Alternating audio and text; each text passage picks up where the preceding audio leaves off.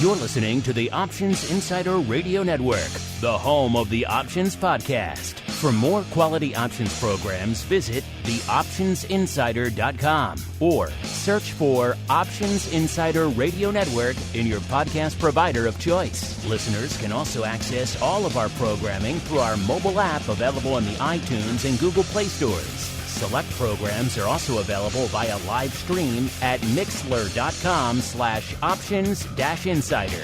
That's mixlr.com/options-insider. Don't forget to follow along with your favorite programs and submit your own questions for the hosts at twitter.com/options, stocktwits.com/options, facebook.com/theoptionsinsider, or via questions at theoptionsinsider.com.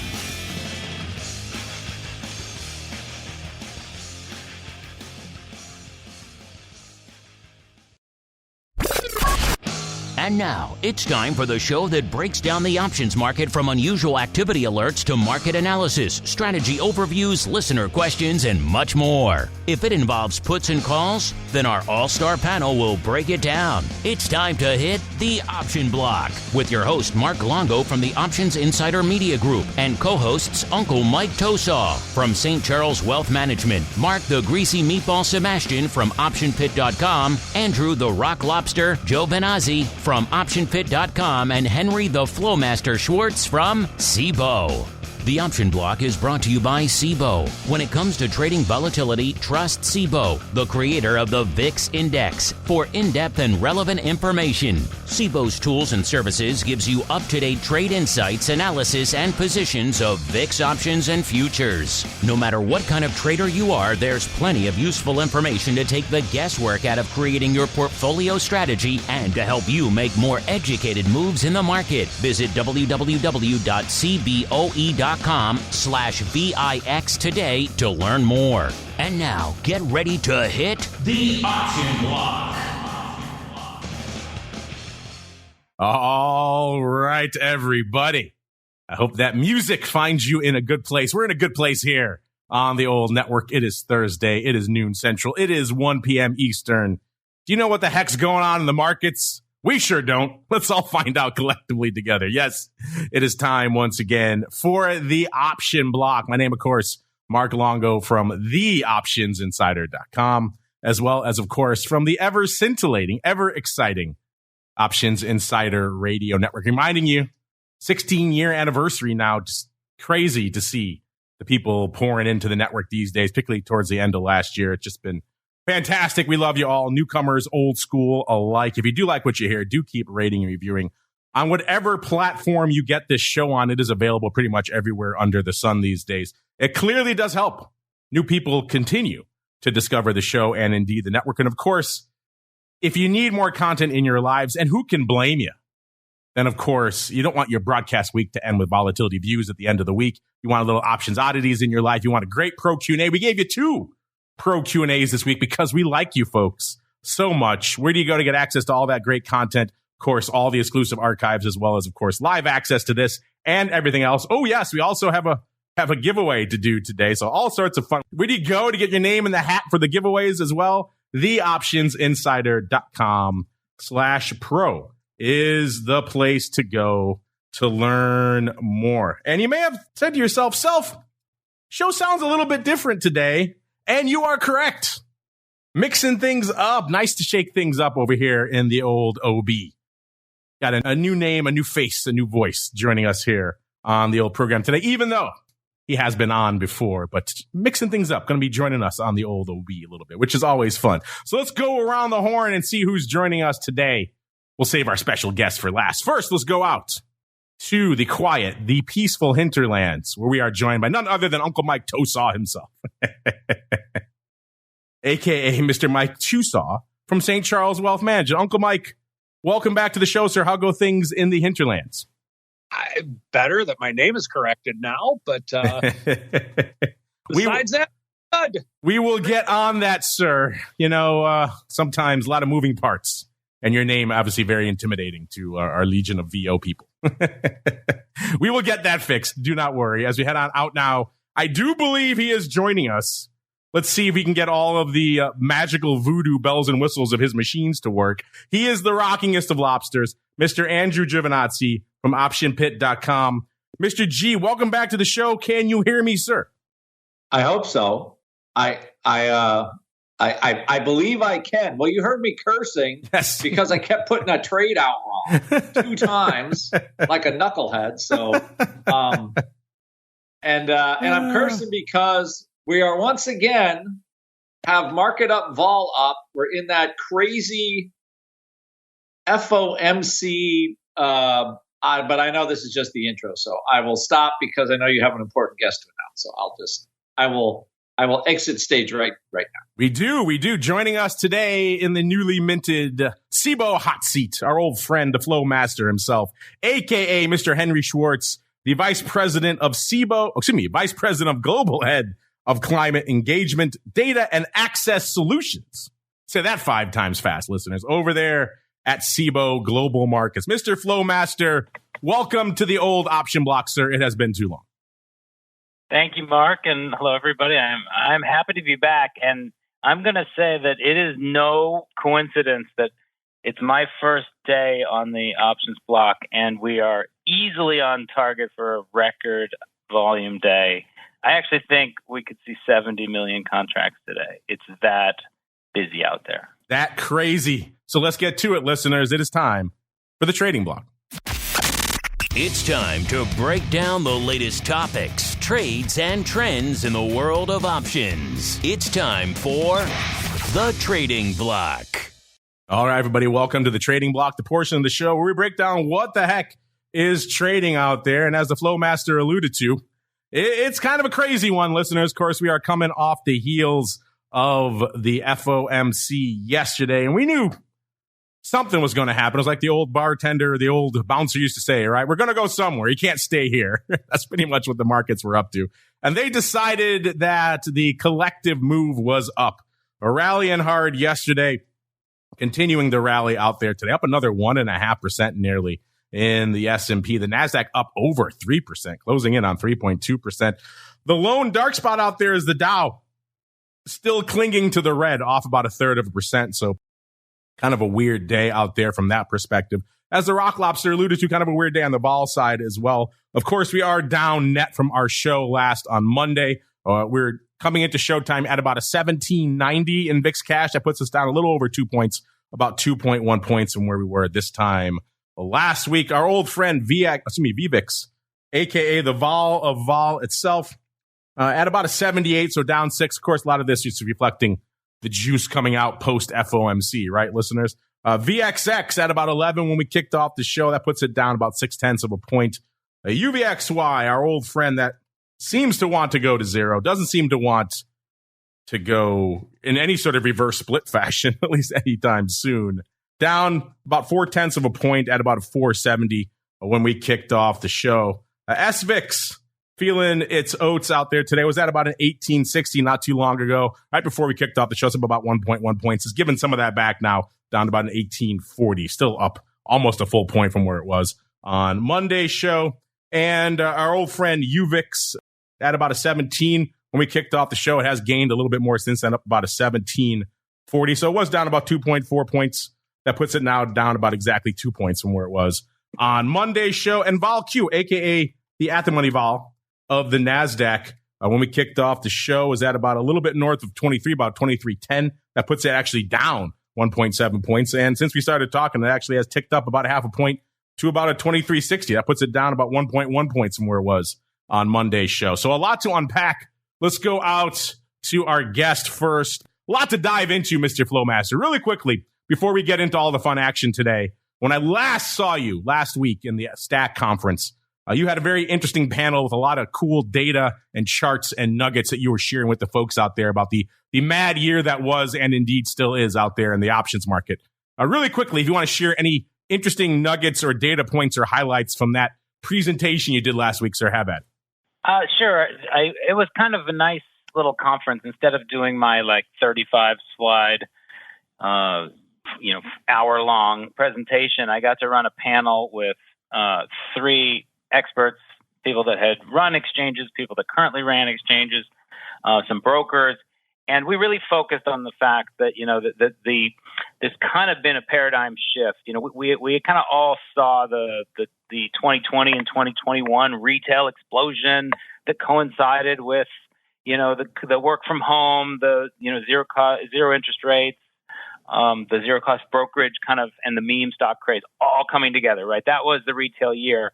Last year was totally different, right? We saw single stock option volume down 16% after it had pretty much, almost tripled in 2 years.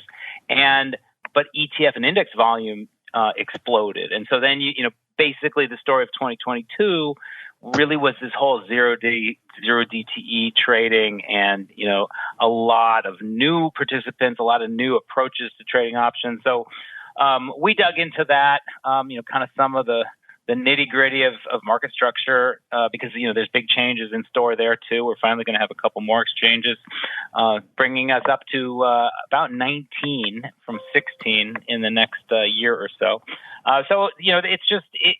To me, it's a very vigorous time in the industry because you still have a lot of retail flow, but you have a lot more institutional participation after they kind of sat it out for a while.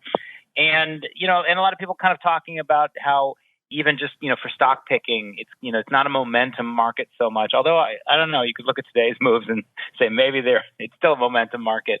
But just a lot going on and a really exciting time to be, kind of trying to parse the data, which is, what you guys do all the time. Let's get into that data for today. You said looks like we're on course for potentially a record day, sir. What is lighting up your tape out there in this post-Fed bonanza?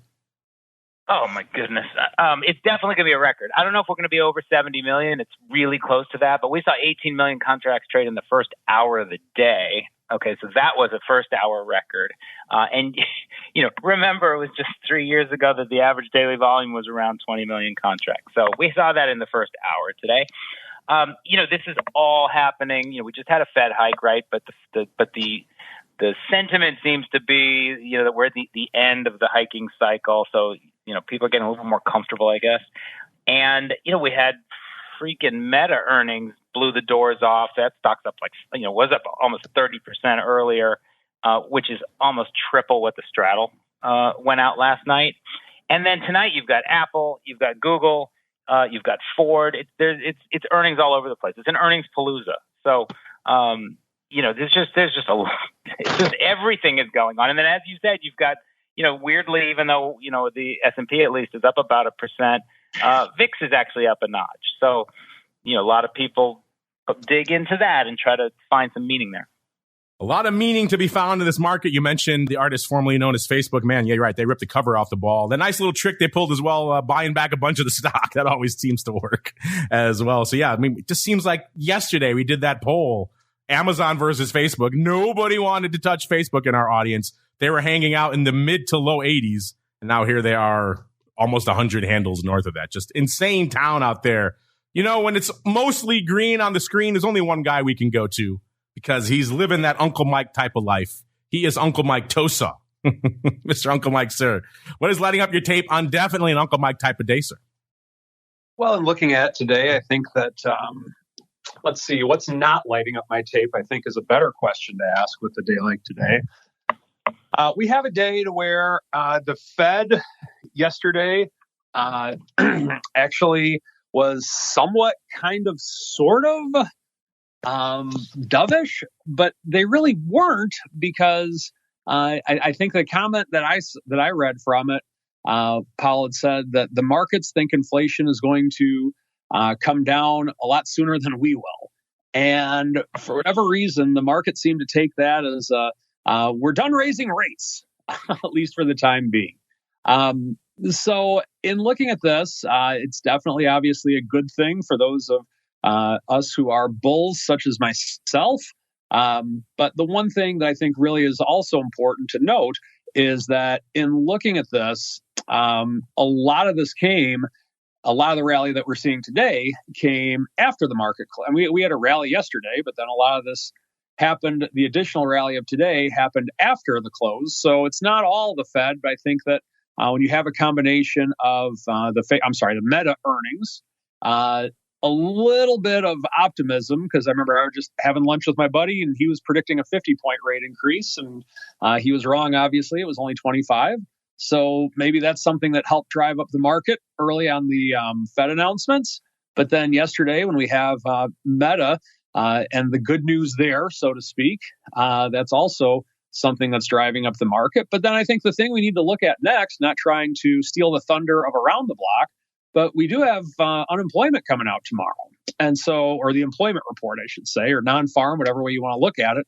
Tomorrow could be a big day about an hour before the open. So that's another thing with which we need to take a look at. The other thing that I'm kind of excited about is that we had a little bit of we caught a little bit of a bid in the 10-year. So we're getting a little bit of a rally there. So I was able to sell a couple covered calls on the market increasing there. So that's always an exciting thing to do. But overall, it's a great day for us bulls out there. But let's just keep things in perspective. We are still significantly down from the 2022 open. And so we still need to keep that in mind. There's still a long way before we actually get back to the 4,800 level in the S&P. So that's just another thing to keep in mind. We've come pretty far pretty quick, but it's a good thing. And I think that if we just keep at this pace, if we compound at this pace, then the S&P will have doubled this year. So that's just kind of something to think about when looking at this rally. So I'm very excited about it. But the thing that I would want to tell all our listeners is just keep things in perspective with where you're going with all your investments. Just because you have a little bit of a bullish rally, don't get too excited about it right away. Maintain your risk management. Still keep doing the things with which you need to do. And that's what I'm seeing today. All right. And we saved the grumpiest for last. Mr. Rock Lobster, sir. What is lighting up your tape on definitely an Uncle Mike type of day, sir? Well, you have to give it to Meta, as they're probably going to go down as the most tone deaf social media media company that there is. So you just get Congress wanting to regulate big tech and all this stuff, and their big idea to boost their stock price a bunch is to go spend $40 billion. Buy $40 billion worth of it. On stock after it's just rallied 100 points from the bottom. Yeah, I can just hear Elizabeth Warren now just losing her mind. That was fascinating to me when they announced that. I remember back in my old days starting out the CBOE and IBM, they said, oh, firm on the bid, firm on the bid. They were never on the bid for $40 billion worth.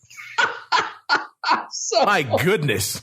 And also, what does that say about the large Meta initiative, right? And all this. So, and they rally, and I know that Facebook is a cash cow, right? But, and everybody's like the growth is going down and people are leaving them, whatever. So I get that, businesses go, they wax and they wane. But I have to say, one of the most tone deaf stock buyback announcements I have ever seen anywhere. Like right after the pandemic, right after the government's given all these businesses money, Facebook goes and buys back $40 billion. Anyway, I found that odd. I didn't think their earnings were that great. I guess people are now just happy that they're not terrible. Because it's already trading at a relatively low multiple and all that stuff. So I think just for this earnings season, not terrible is good enough after we had, the rate hikes and all this stuff. But it's funny if you think about it, like business like Facebook doesn't really borrow money. Like, so, how is interest rates affecting them? A lot of these tech companies, I mean, when you think about it, they generate cash flow.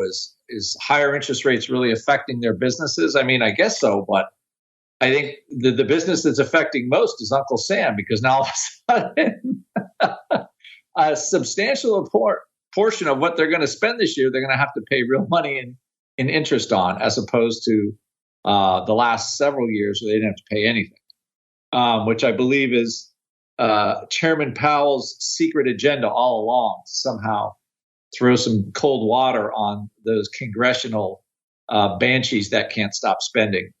So, and I think at this point, if you're a looker or you look at vol like I do, you're going to see that the last 1-year volatility or like 180-day vol, like all the back month vols. And it'd be interesting to hear like a jam croissant guy or whatever, but huge markdown in those vols over the last month, like substantially lower from where they were in the fourth quarter of 2022. And, short-term vol, VIX can't get lower when you still have back month trading at those, what are historically very high numbers, but they crushed all that stuff. So I think it's interesting to say the least that a lot of that huge vol crush preceded or was kind of just, it was textbook where SPX was 3,800 in the middle of December, and all those long-term vols started coming down, and the market started rallying, and you look at charts and like, wow, it's almost like right out of the playbook where aggressive selling a vol, and then this month in January you look at it, another more aggressive back month vol selling. It's like somebody figured out that it was all that the rate hikes are going to slow down, the inflation thing is going to start to correct, and we'll see actually if all that comes to pass. But I mean, if you were a holder of long-term vol, I mean, you did get enough move in the SPX is 400 points, so that's a pretty good move from mid-December. But that back month vol came way, way down. So I thought, when I see stuff like that, it's kind of bullish. I'm sorry, even we're up 60 points today. We were up however much yesterday, 70, 75, 80 or something like that. Like those are, when those long-term vol expectations start coming down, that's generally a more bullish market and a lower realized vol market. So anyway, I thought that was the most startling thing besides the Facebook tone deaf stock buyback of the year. And the Facebook gets the award for because earnings season is always bait and switch season, right? They're always trying to distract you with something else. It's the war in Ukraine. They're blaming inflation. They'll blame whatever they can. And Facebook just said, hey, pay no attention to what's going on here. Here's $40 billion. Look at that. Ooh. Look at the shiny $40 billion we're spending. And the market said, wow. And they just went crazy and bought it all. So yes, they get the award. Maybe you call it tone deaf. I call it bait and switch, impressive bit of bait and switching out there. Just pay no attention to the losses behind the corner. It's $40 billion. So yeah, that definitely caught my attention out there as well. You know what else caught my attention, listeners? And Mr. Flowmaster, you're joining us on a good day. You get to help me out now, because it is the 2nd of February, listeners. So January in the can. We have the data from OIC. We'll get to that in a second, and OCC, folks. But before we get to that, even more importantly, it is time to announce the winner of the January Pro Trading Crate. So all of our pro members, listen up out there. Your name is in the hat. The wheel is spinning. All right, Mr. Flowmaster. Right now on my screen, I have a random number generator. It is flashing. It is flashing with all the different member numbers we have here for the pro here. Whenever the mood takes you, Mr. Flowmaster, you can tell me to stop. And then I will stop it, and we will see what number you have selected, which member wins the Pro Trading Crate. Are you ready, sir? I'm ready, sure. All right. So whenever you want, you could just, count to 30. You could tell me now. Whatever you feel like, sir. You tell me to stop, I'll hit it. Stop. All right. There we go. Bam. Reflexes like a cat. Listeners. All right. Let's see. Who do we get here? That corresponds to... Oh, looks like we have a newcomer, a new winner, Pete 05, one of our newer members. Welcome and congratulations, Pete 05. You're a lucky new winner here of the January Pro Trading Crate. So congratulations to you.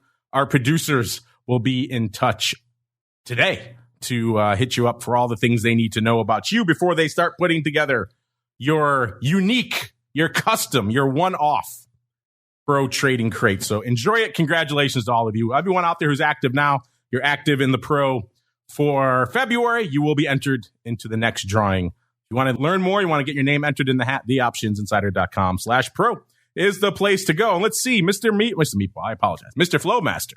He said we're on course for a record day. And it does seem like we are on said course, listeners, coming into this segment here. Just volume exploding across the board. Pick your poison here, listeners. VIX right now, 716,000 contracts. We haven't seen VIX this active at this time of day. It's been quite some time. The ADV 556. Guess what? That's probably going to go a little bit higher after today. SPY closing in on 7 million, 6.8 million right now. The ADV 8 3/4. So yeah, they're going to hit that. The S closing in on 2 million, 1.98 million contracts. The ADV 2.64 million. Small caps, IWM 857,000 contracts on the tape. The ADV 806,000. And the Qs 2.8 million contracts. The ADV about 2.8 million contracts, listeners. So we are on fire out there today. Speaking of things that are on fire, listeners, single name paper. Usually a day like today, maybe it gets a little macro heavy. People tend to forget the single names. Not today, listeners. We are in earnings season, and the single names are standing there saying, hey, don't forget about us. This is the heaviest I've seen our top 10 most actives in quite some time in terms of how much it costs to break. This might be the record. I'll have to go back and check. But I can't recall another day where it cost us 428,000 contracts to break into the top 10. But that is the case today, listeners. So you're talking 3x some of the quiet days we usually see out there in the summertime or in late December. That gets us to our old friend, Microsoft, listeners. Then spoiler alert, most of these are just going to be up. So I won't regale you with too much of a saga. Microsoft, my God, up 920 today, or 3.6%. Trading 262, bouncing well off their 52-week low of 213. Number 9, SoFi. New players in the option space. We're starting to roll out some more options functionality out there. SoFi trading nearly $8, $7.92, up a half a buck. They are doing 447,000 contracts today. Number 8, we got Ford. 454,000 contracts. We're back to the heady meme days of 2021 when Ford was just putting up numbers like crazy. Ford trading 14.5 right now, up about $0.75. Number 7, it's NVIDIA. We got NVIDIA, the chip zone, coming early today at number 7, 558,000 contracts on the tape. So number 7, we're already north of 500,000 listeners. We are not playing around today. 217.5 is where it's hanging out right now, up a little over $8 on the day. Number 6, our other friend in the chip zone, switching places today. AMD number 6, 668,000 contracts, up 340, hanging out right about $88 right now, listeners. Number 5, our old friend Alphabet, a.k.a. Google. 713,000 contract listeners, and we're only at number 5. I mean, that should just tell you what kind of day we are in store for today. There have been some days when number 1 barely gets to that. So number 5, 713,000, and it's Alphabet, usually a pretty sleepy name. Up 6 1/3 today, or about 6.3%. Trading right around 106 3/4 right now. Number 4. Yes, I said number 4. Man, they've been really conspiring against this name of late. This is Apple. Doing good numbers, 1.25 million contracts, listeners. Of course, they have earnings after the bell today, but it's not enough to make even the top 3 today. Apple up $4.50 or 311, trading a little bit shy of 150 right now. Nice run from its 52-week low of 124 and change, just set not too long ago. Number 3, it's the Amazonians, listeners. 1.63 million contracts. They are also about to announce their earnings there. They're trading 112, almost 113, up 7 3/4 today. They've had a nice little run since we did that poll about them as well. $81 is their low, but it's nothing compared to what our number 2 name has done. Yeah, you know what I'm talking about, listeners. It's Meta. 1.63 million contracts today. Meta, these numbers are just ridiculous. Up 42.25 right now. 195 and about a half. We were just talking about it with an 80 handle not too long ago, listeners. Now we are threatening to hit that 200 handle. We were just talking about people getting run over on the 200 calls not too long ago. I guess if they held on to them, they're looking better again today. My goodness. Oh, wow. Meta, 1.63 million contracts. They are, of course, post-earnings. And you know what? All these names, pre-earnings, post-earnings, it doesn't matter. Tesla still ruling the roost. 2.8 million contracts on the tape today. Tesla up 12 3/4 or 7%, trading right around 194 right now. That's a long way from its low. It hit just a couple of weeks ago of 101.81 out there, listeners. So a crazy town. Also worth noting really quickly, we are, of course, early in the month. That means the numbers are out from our friends over there at OCC. January, pretty freaking strong. If you were wondering, was this year going to continue the momentum we had last year? At least so far, for the first month of the year, the answer is a resounding yes. 923 million contracts going up this January. It is the third highest month in the history of the options market. Year-to-date ADV, so average daily volume, listeners, 46.2 million contracts. That's up nearly 3% compared to this time last year. And again, total volume, 923.2 million contracts, up almost 3%. A couple of highlights here. ETF options up 15.6%. Index options up a whopping 31, almost 32%. I wonder why that is.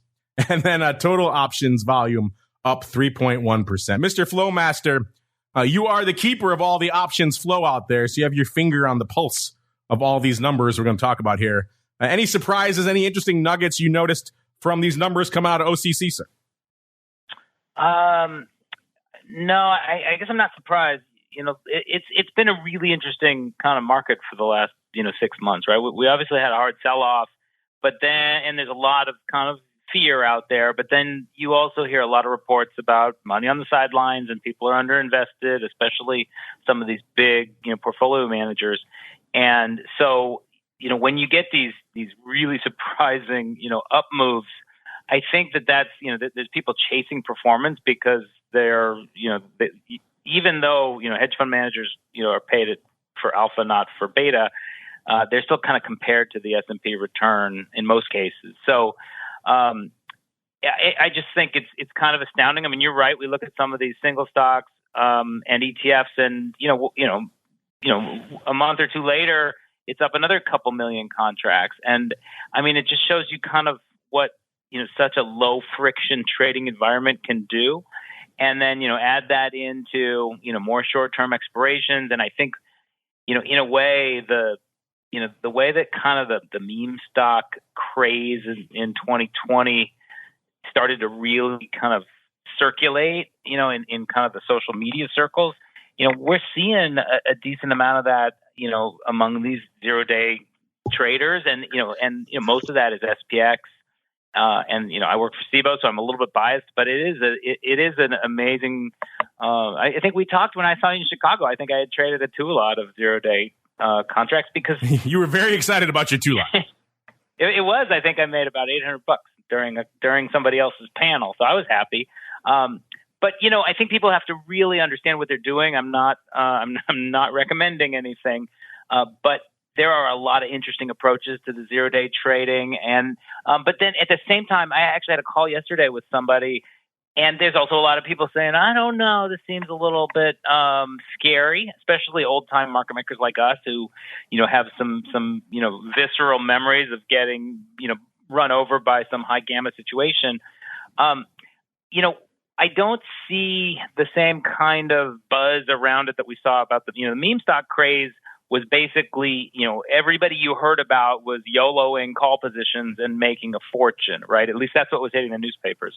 The 0-day activity is there's people on both sides of it. There are people that sell their daily condors or out of the money spreads and set their stops and close them. But it's not nearly as kind of unidirectional in terms of what the traders are doing. And and so that kind of makes me excited because that's how you get an ecosystem of like, yes, there are natural option buyers. There's also natural option sellers. There's also natural time spread traders, right? Where it kind of all plays into it. And, that I think is what's driving this, this huge volume growth, that's persisting, whether the market's going up or going down or going sideways, which is different, right? The meme stock craze kind of only worked when the market was, when you were seeing some, kind of up crashes. And to me, I'm much happier to see a balanced mix of activity out there in the markets. Funny you mentioned some of the ambivalence to the zero DTE stuff. Maybe we'll get to that a little bit later. Some interesting data, interesting results from our question of the week recently. We'll get to that right now. If you want more data, listeners, we don't even have time to get to all of it. As Flowmaster mentioned, it is crazy earnings season right now. All that data available for you over there at the website. TheOptionsInsider.com is the place to go. Click on the Options News and Articles tab. There are a legion of names popping off, including today. We got Merck, Lilly, Honeywell, Hershey, Harley-Davidson, ConocoPhillips, Sony, Amazon, Apple, Alphabet, Ford, Qualcomm, Starbucks, Gilead, and WWE just today, listeners. So if you ever cared about earnings, today is the day, listeners. Check out those reports for yourselves. Meta, as you mentioned already, just blowing the cover off the ball. They had priced in 9.3%. They had, at the time we ran this report, a little bit before showtime, they had already moved 22.6%. They're up 28% now. So just ridiculous. You shove $40 billion down your stock's throat. I guess that's going to happen. Oh, good stuff. Really quickly, Apple tonight after the bell, 145.5 is where they were when they ran this report. They're pricing in 579. In the past, they've moved 576. Wow. We don't see that too often, listeners. Pretty much exactly the same as their movement in the past. That is fascinating. Also got Amazon after the bell today. 105.15 is where they were trading when we ran this report. 882 is what they were pricing in. In the past, they moved 707. So Amazon pricing in some more juice. Now let's get to Ford really quickly. Also today after the bell. 13.75 is where they were trading when we ran this. They were pricing in 79 cents. In the past, they moved 57. So a dollop of extra juice out there. Let's do SBUX really quickly as well. 110 is where they were trading. They're pricing in 578. In the past, they've moved 479. So pretty much a buck's worth of extra juice. And then why the hell not? WWE after the bell today as well. 86.20 is where they were trading. 361 is what they priced in. In the past, they've moved 439. So they're chopping a whole bunch of extra juice off the tree there for WWE. No wrestling juice for us today here on the show, listeners. Instead, we have to keep on rolling right on into the Odd Block. It's time to break down the most interesting, unusual, and downright questionable options activity that's been identified by theoptionsinsider.com. It's time for the Odd Block.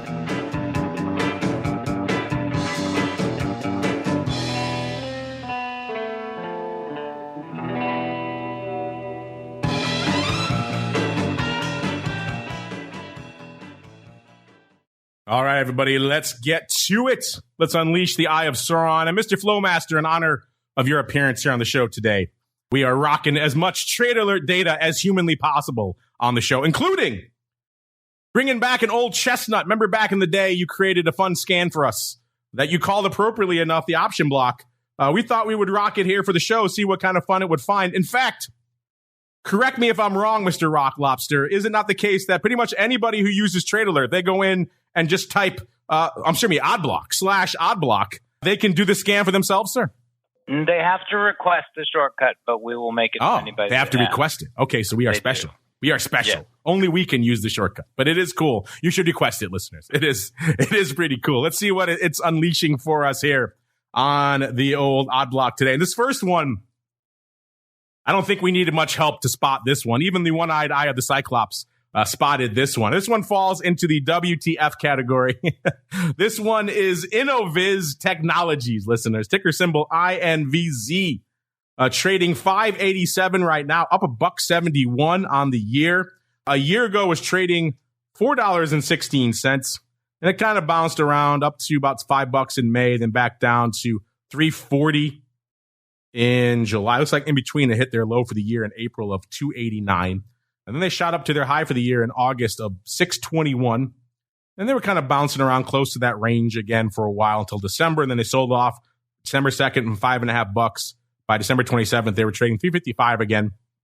And then right back up again to where it is right now, $5.88. This is an Israeli company here. They do LiDAR sensors. A lot of those sensors you have in your car, listeners. They create these here. And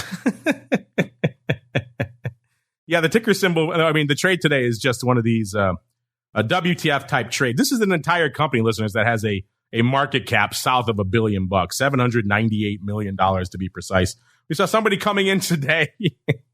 The stock is $5.87. A good thing the Viceroy isn't here. He probably will be offended by this trade. Loading up on the January 7.5 call. So fairly out of the money calls. I said we're hanging out close to $5.90 right now. They paid $1.40 for these. That is about an 80 vol, listener. So they were not playing around. Lifting the offer, which I guess if you're going to buy 75,000 and everything, you're probably going to have to lift some offers out there. The stock was pretty much exactly here, 588, so it hasn't moved. And man, They're spending a lot of money on some out of the money calls. Mr. Rock Lobster, we'll start with you because I know even your one-eyed eye of the Cyclops noticed this one this morning. What did you say? They spent more than the value of the company on these calls? Yes, I wanted actually, and I wanted Henry's take on this because he's here, but I don't think I've ever seen a customer spend more on the value of on the block that they bought than the actual revenues of the company for the last year. And I don't know how we could ever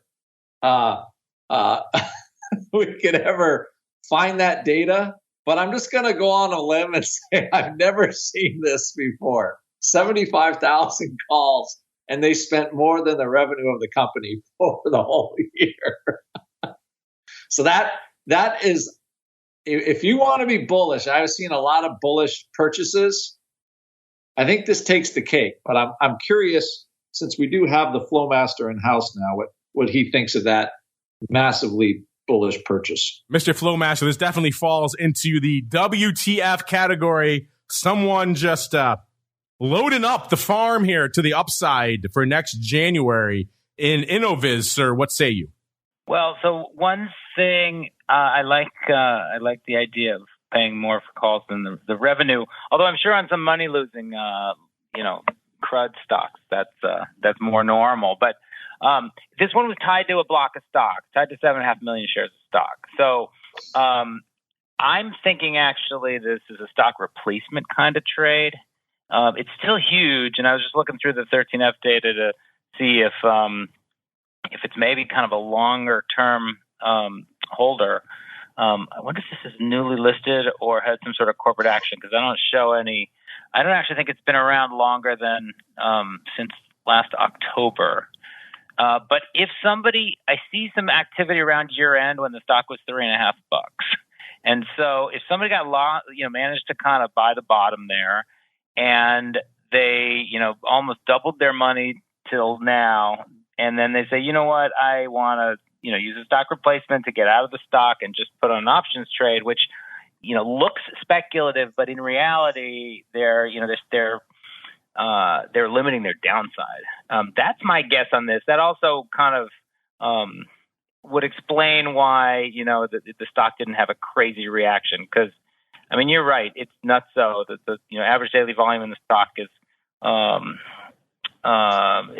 less than, I think it's about a third of what the notional of that trade is. So it averages 1.7 million shares a day. So I'm thinking stock replacement, but it is kind of an amazing. You gotta love the call put ratio in there today is 400 to 1. So. It is an intriguing choice for stock replacement. The 7.5 strike. Usually you see something a little bit meatier. But yeah, you're right. So this has a chance for your stock replacement for all your cash to go the way of the dodo. This thing doesn't move and move pretty aggressively, but still intriguing stuff. I guess when you're talking about a $7.50 stock, $5 stock, your choices for strikes are kind of limited. So I kind of get it, but still usually like to see a little bit meatier. But they are already spending $1.40. Maybe they just couldn't in good conscience shell out more on a stock that at the end of the day is already trading $5.88. It's only so far you can go buying the options before you say, okay, you know what? I'm just going to buy myself some freaking stock. But wow, listeners, this one impressive by just about any stretch of the imagination. It'd be hard to top that one, listeners. So we won't even try. Instead, we'll go out to another name. This one, we talked about this one, but it's been quite a while. This is Clear Channel. So if a stock that was nearly $6, that was too rich for your blood, allow me to present Clear Channel, ticker symbol CCO, trading a little bit north of $2 right now. On the year, kind of a little bit of a different story. A year ago, it was trading almost $3. It topped out, it looks like, right around about $4, almost exactly. That was on February 25th. Then it sold off down to a little bit shy of $1, 91 cents. That was in July, and it kind of bounced around in that range until pretty much this year, beginning of the year. It kicked off the year January 3rd. It was $1.03, and right now it's $2.07. So it has pretty much doubled in the past month. So a nice little run here for Clear Channel. Apparently everyone's advertising outdoors again. Who knew? But don't get too excited, because we had someone coming in this morning and saying, you know what, this nice little run we've had in Clear Channel, this is nice. Thank you for that.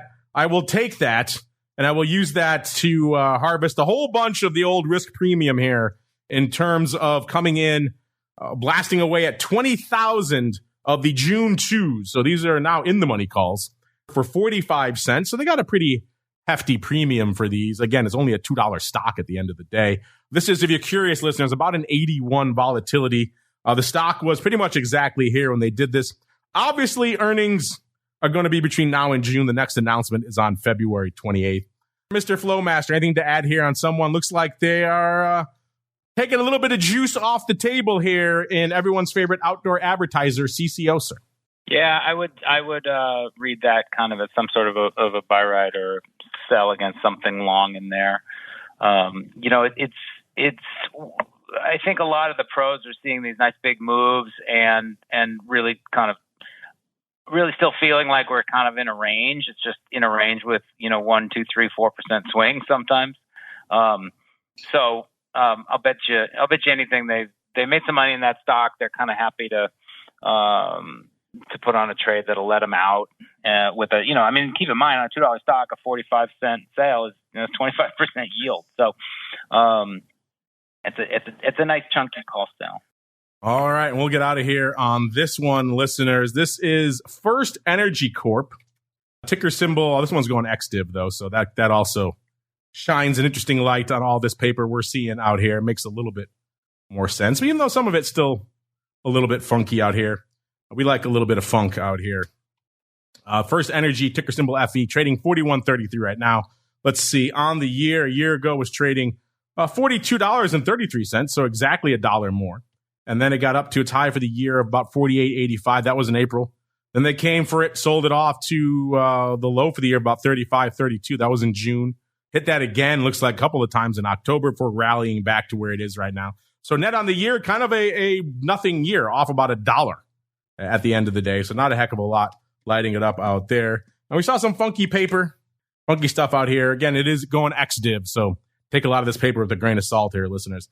We first noticed a block of nearly 8,900 of the Feb 42 calls for 50 cents. Now, you don't traditionally see, if it was a div play paper, you don't traditionally see a lot of out-of-the-money call paper going up for this kind of thing. So that's kind of strange if it was a div play. And then right at the exact same time, we also saw about 3,000 of the Feb 42 puts going up.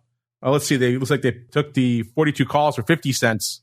And the 42 puts for 1.25. So your first blush, look at that. That's weird. Kind of a bit of a ratio straddle. Usually you see this kind of paper, you might see maybe a conversion reversal. So maybe buying calls, selling puts, something along those lines, doing a synthetic against the stock on that strike to try to harvest the dividend.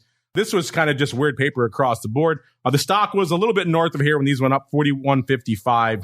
So intriguing stuff. And of course, there are earnings as well. Those are on February 13th. So all in the life cycle of these options. You got XDiv coming up as well as earnings. So a whole bunch of fun. Mr. Rock Lobster, sir, what are your thoughts?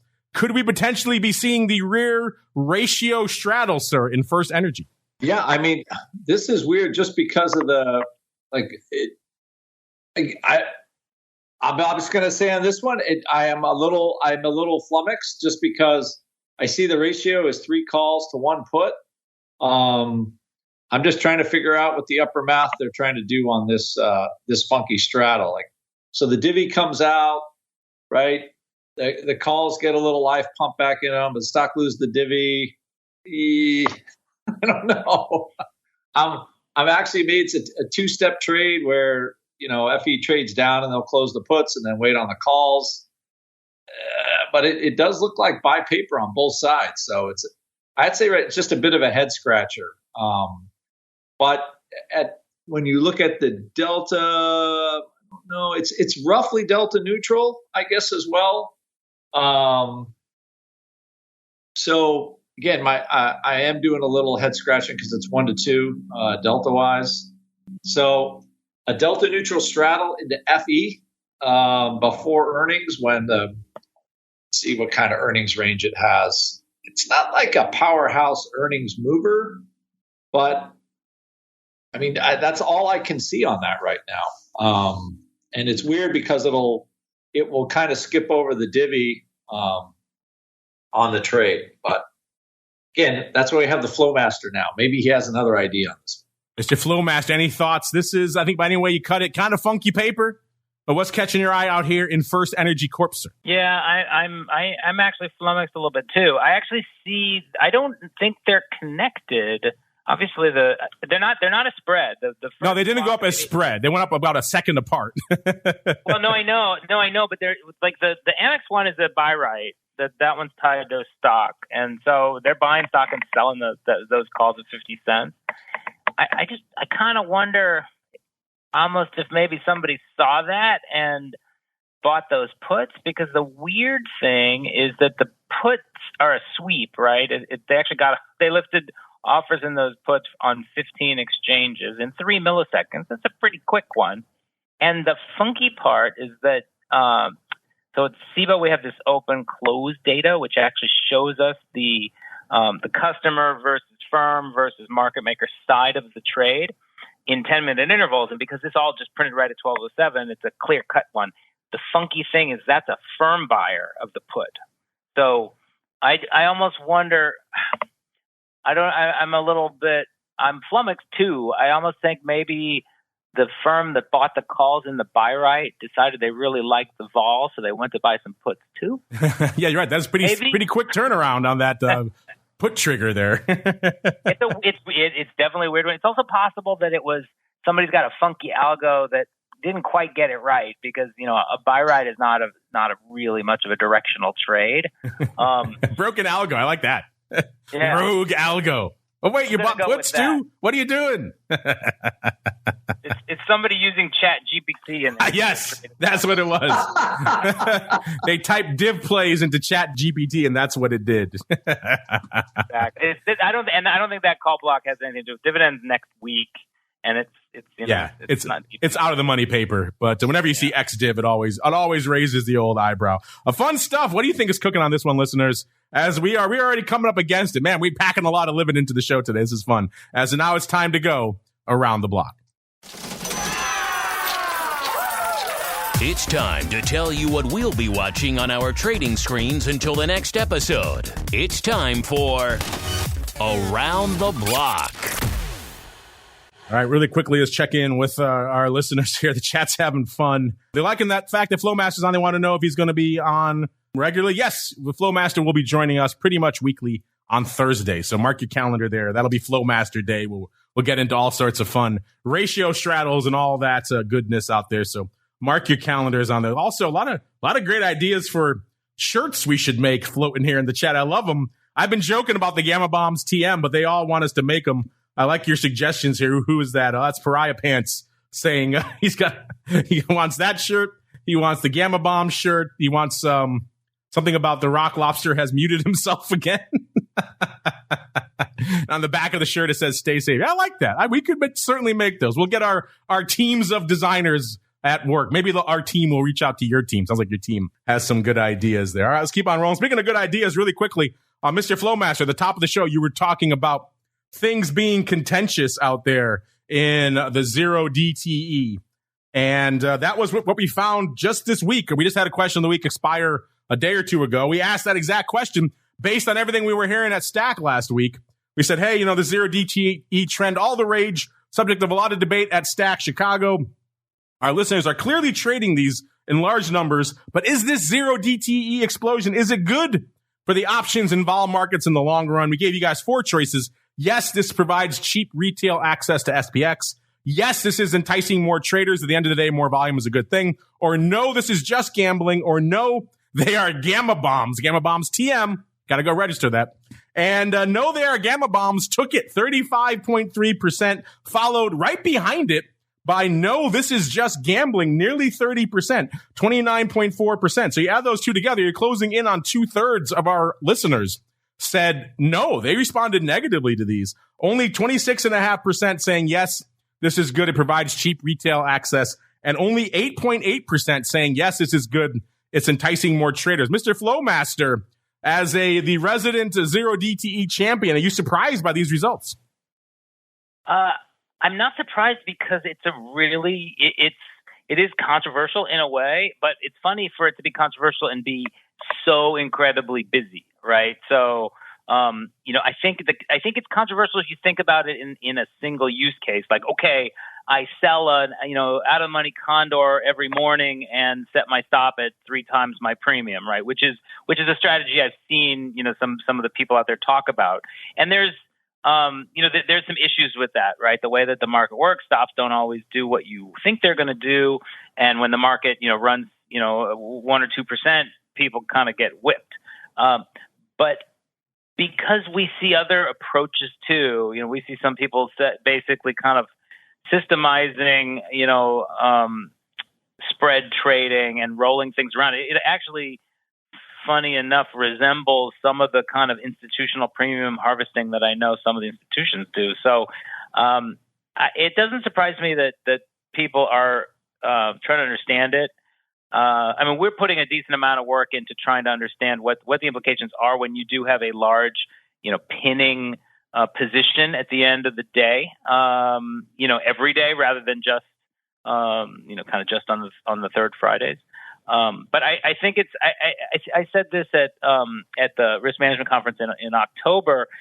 It's this 0-day trading. It's just such a different type of option behavior that it's, I think, one of the most kind of interesting areas for people to study. And also the data is brand new, right? You only have about 6 months of kind of continuous data. So a lot of work going on in there.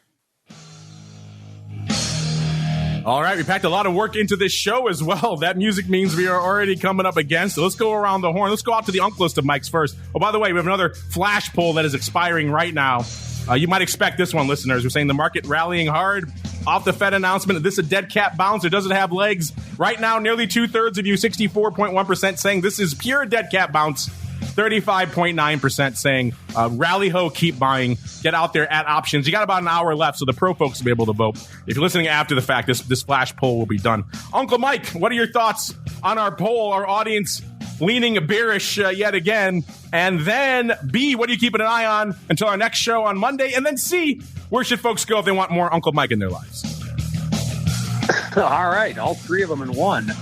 In terms of the audience, I guess they're a little bit bearish. I mean, I don't know if it's necessarily bearish. It's more cautious because we have had a major rally.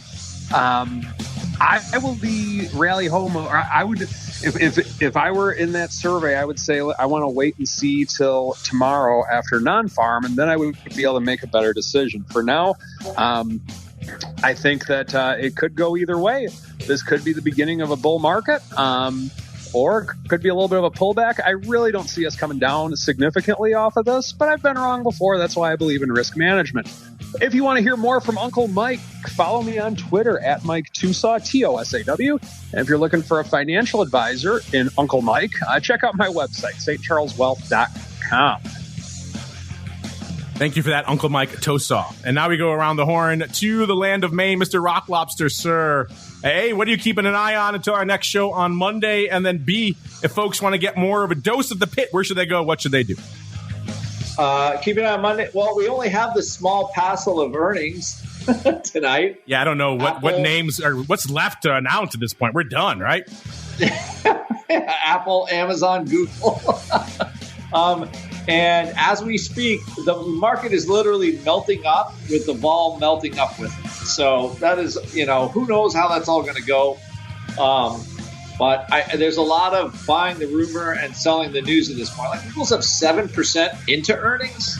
So I think there's a lot of pre-betting, so to speak, on what's going on. So we'll see how it all goes. I think this is certainly a lot of the stocks are seeing a little bit of a short covering rally. Maybe some people were surprised. As far as option pit goes,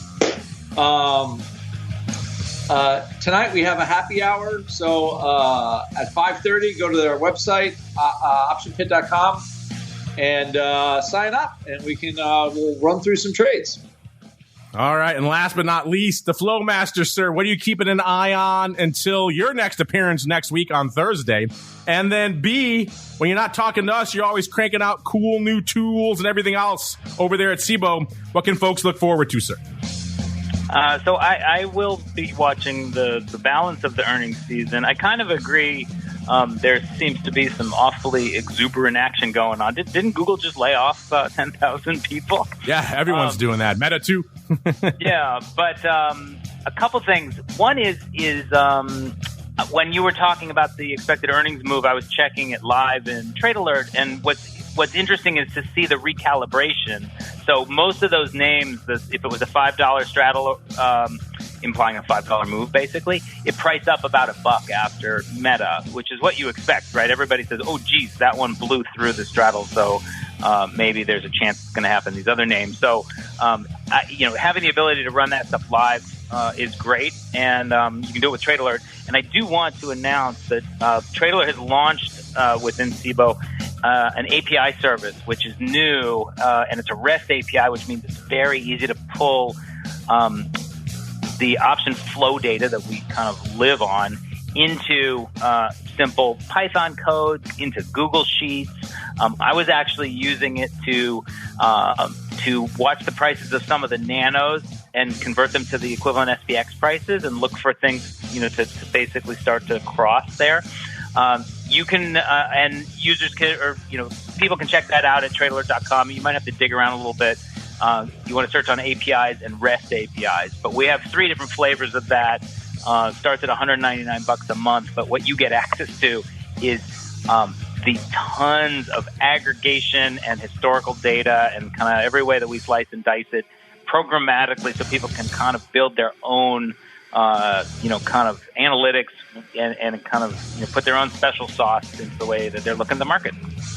There you go. Check it out for yourselves, listeners. TradeAlert.com is the place to go for those APIs, all that great data we were using throughout the show here from Trade Alert. For everything else, CBOE, you know where to go. CBOE.com, CBOE.com is the place to go. We got to get on out of here, but don't worry.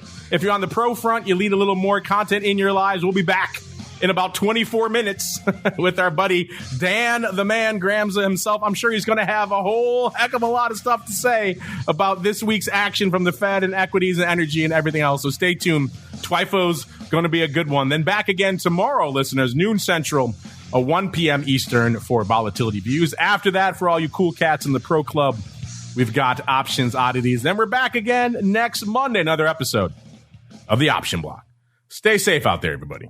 The Option Block is brought to you by CBOE. When it comes to trading volatility, trust CBOE, the creator of the VIX Index, for in-depth and relevant information. CBOE's tools and services gives you up-to-date trade insights, analysis, and positions of VIX options and futures. No matter what kind of trader you are, there's plenty of useful information to take the guesswork out of creating your portfolio strategy and to help you make more educated moves in the market. Visit www.cboe.com/VIX